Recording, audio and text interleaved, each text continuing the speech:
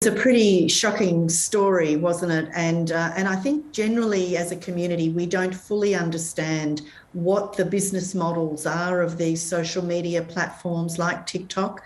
That the fact that they're largely unregulated, and that and when it comes to children, there is no code that requires that they're going to that governs how they manage the consent for children, or how they collect or store or use the data that they are able to obtain when these kids are spending so much time on their platforms.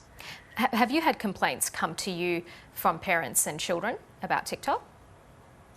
No, not to me. But I do know that many parents are generally concerned about social media and precisely these factors, that there is no proper regulation that will protect their children.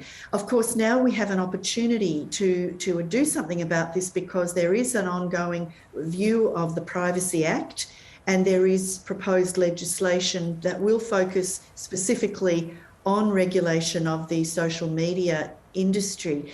And really what we need to do is seize this opportunity now, like other countries like the UK and Ireland have done, to bring in a children's code that makes the best interests of children the upfront consideration when these platforms are built, so that we can have things like a default privacy setting in place to protect children.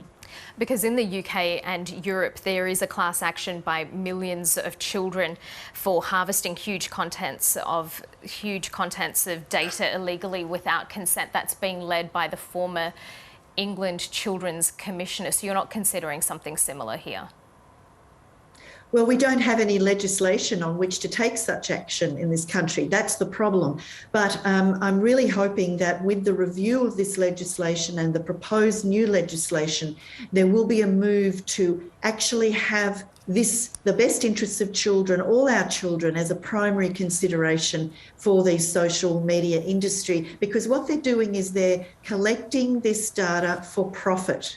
And it is, in some cases, a very harmful set of algorithms, as was shown on that program last night, that are driving the behaviours of children. They're analysing what children are doing, they're analysing their information, and they're driving data and content.